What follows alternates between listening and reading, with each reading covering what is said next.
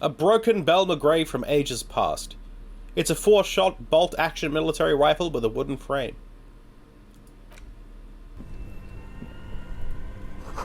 A frozen ice cream maker that's still running.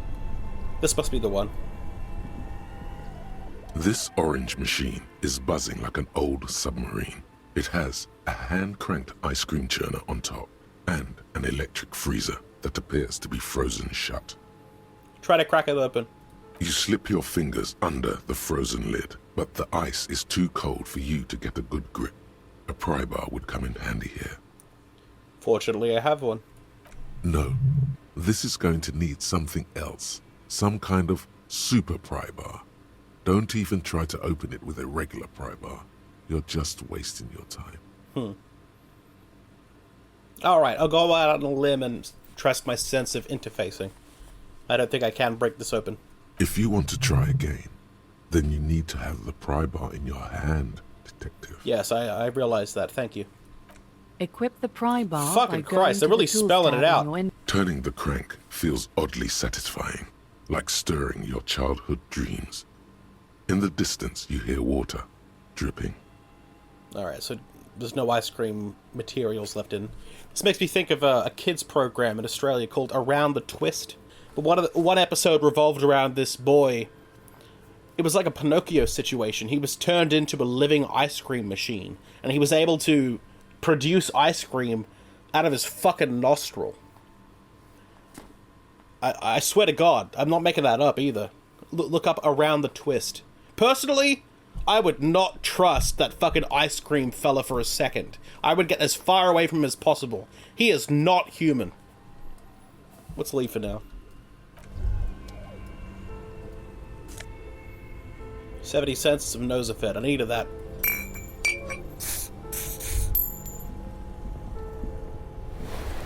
Two cables are plugged into the breaker box. The red one leads to the ice bear fridge, and the black one to the ice cream maker nearby. Unplug them both. I don't give a shit. Start off with the bear fridge. An electric sizzle. The room is slightly quieter now. Unplug the ice cream maker. Something close to you dies with a soft electric purr. You know, I think I might be able to crack it open now that what I assume is either a magnetic or hermetic seal is now broken. Let's try it.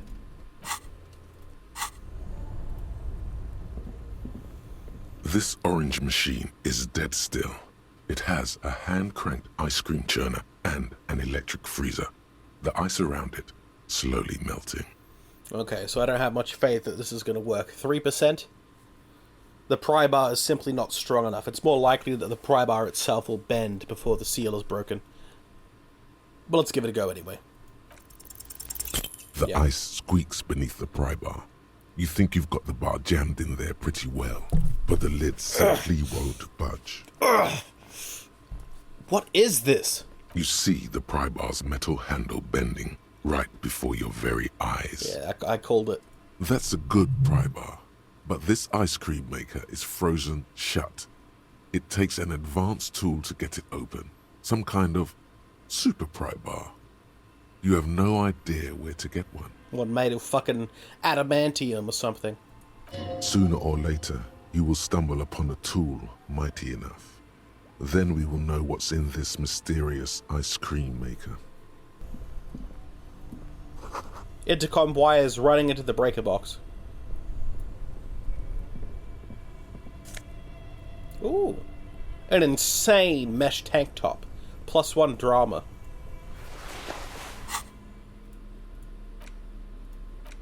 Where did you even get that one? No, really. Who put it in that drawer? No further comments. Wear it at your own risk.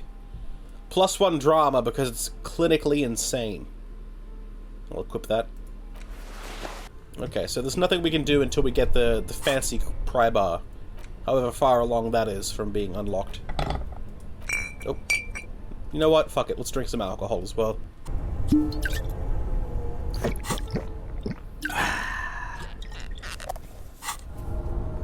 What? Oh, morale is critical. That's alright. I have plenty of morale drugs. Okay, so that ridiculous tank top gave me an extra bar of health.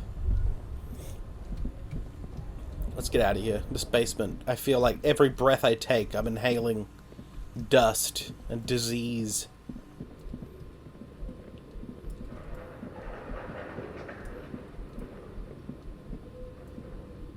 Don't think we've been up here yet. Some kind of roller door. An iron safety curtain curves before your eyes, folded like a bellows. It covers half the room, blocking the way into a colossal industrial chimney. This is directly above the central furnace in the cellar. The voices probably came from here. So I wasn't hallucinating. There's a person in here. What an odd thing to do. Nothing happens. Knock harder. Still nothing. No one's home. Even fucking harder. Leave a dent. Those curtains prove to be surprisingly sturdy. Your I've got to fist cheat for that. now. There must be another way to wake up whoever is in there. Maybe you should talk to the lady in the bookstore. Ask what's going on. Alright, let's leave for now.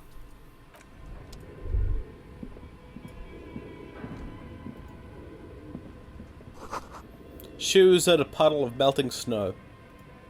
The floorboards creak. This place is certainly in disrepair, to say the least. It's been neglected for a long time. What is that? Postcard La Delta 51.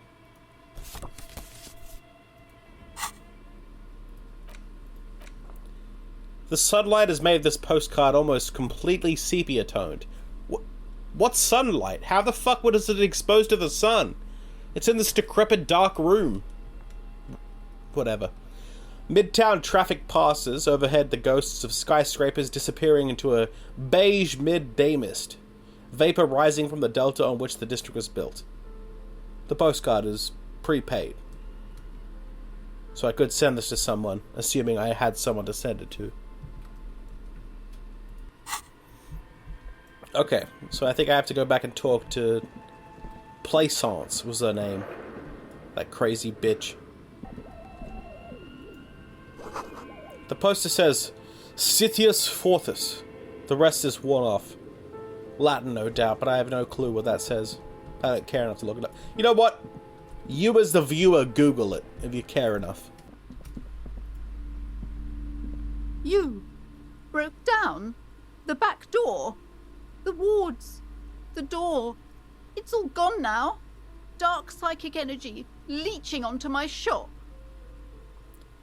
Sometimes it's necessary to resort to extreme measures. I suppose it's all over now.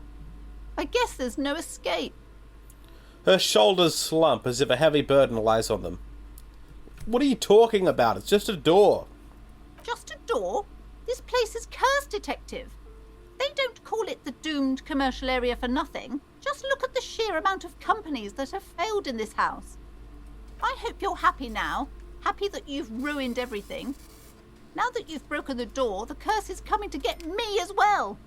She closes her eyes and starts mumbling something to her pendant. Host Almighty, she prays. Guard me and my honest business venture from the curse that lurks behind the door. Blessed be your name. Cursed? Curses are not real, ma'am. Of course you would think that. You're nothing but a policeman. She shrugs, visibly dejected. All right. You know what? I'm willing to let you investigate the doomed commercial area. We are set on the path. There's little else to do. Her facade has dropped. Now you see the curiosity behind the fear. But before we go on, tell me, did you encounter the malignant entity? The entity? No, I don't think so. Yes, the malignant entity that lives inside the chimney. It takes the shape of a woman, a witch probably. I've suspected that she knows more about the curse than she lets on ever since I first saw her. You mean the chimney that's part of the central furnace? I heard voices coming from there, but all I did was smear coal on my hands. Yes, I've heard that. It's enormous. She has barricaded herself behind some metal security curtains upstairs. God knows what she's doing there. Some unnatural magic, I assume. You should go find the entity and ask what happened to all the companies in the building.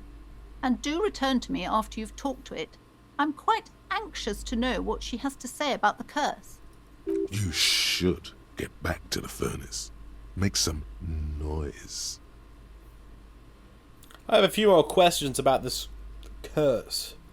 Okay, but please, only a few questions. You wouldn't want to disturb the spirits. She peers at the curtains. How does this curse manifest itself? The curse is so much worse than you could imagine.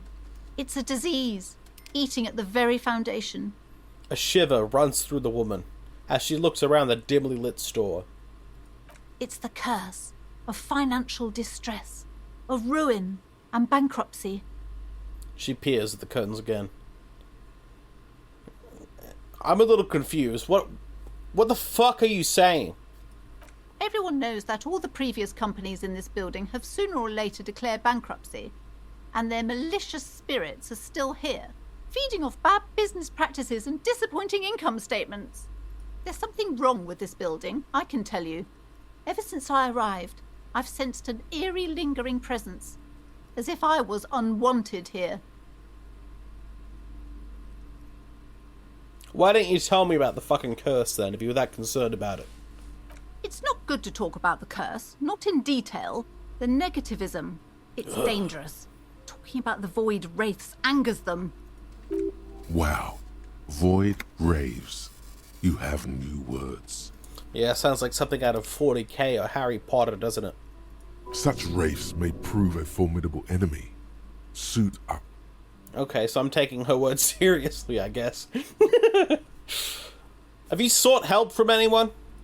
Yes, I've contacted numerous parapsychologists, and even a pair of Simonese mediators. They provided me with the wards. She nods to the strange, cage-like trinket of the curtains. The wards help to keep the doom at bay and protect us against the darkness that lies further in the building, even though now I fear it's not enough. Is your pendant part of the wards as well? I point right at the necklace. Oh, this? No, it's a special Himian amulet, blessed by desert pygmy shamans, with a spell of compulsion. It's to compel people to buy books. There are numerous spells cast throughout the store. I had the books anointed with a different inducement spell, for example. It's guaranteed to boost sales 15%. Desert pygmy shamans. That sounds like a rather questionable way to describe a group of people. That's a good point. It sounds like she was very close-minded in her perception of them, and they leaned right into that to exploit her. I'm certain that they were like, yeah, sure, we can put a spell on that for you. You just got to give us 2,000 fucking real. What about the wards at the back door? Are those Simonese as well? Yes, the Simonese are very crafty, and their wards are extremely powerful. Lesser wards simply won't do here. Never mind, I had other questions. The woman before you scans the store, her shoulders rigid and tense. Every now and then, she nudges her glasses. So long, book peddler. I have no respect for this woman at all. Alright, let's go find the malignant entity.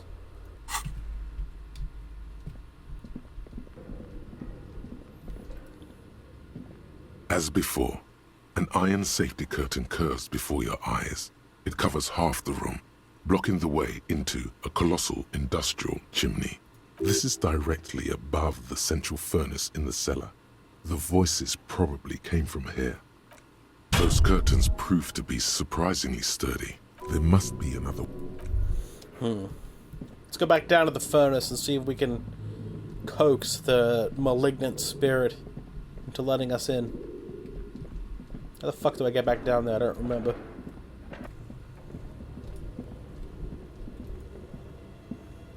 A thick layer of coal dust covers the furnace, coloring it pitch black. I like that the fact that I'm drunk is positively affecting the roll. I guess it's an added volume. Because I kicked the furnace and wet my whistle. Hello? Something breaks loose in you.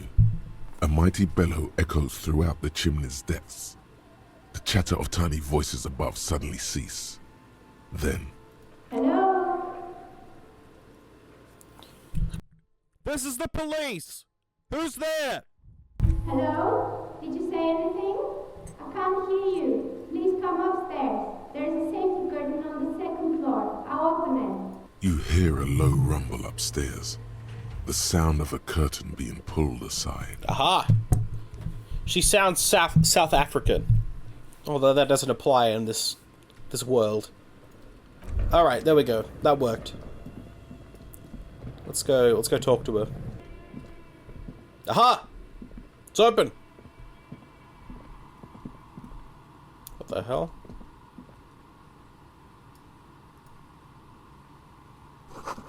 This tray is full of dice. Colourful polyhedral dice. Hundreds of them. The candy dispenser has been repurposed to contain thousands of dice. Jesus. She's prolific.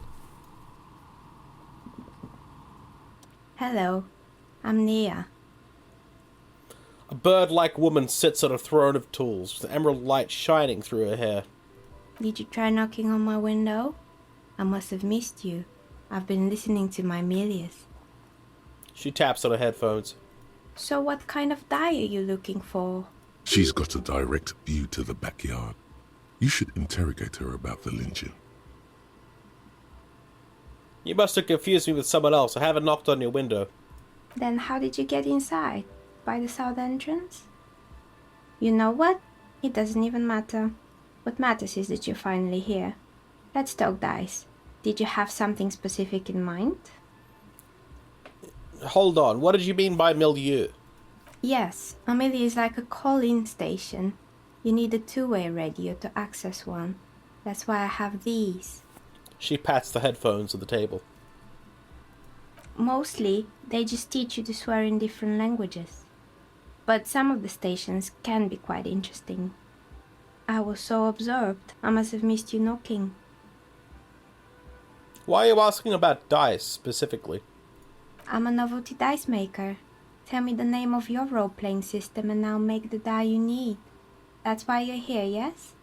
As she speaks, her bone-like fingers fiddle with a ring. Her bones light, but her hands strong. No, I was looking for something else. I squint my eyes intensely and mysteriously. Answers.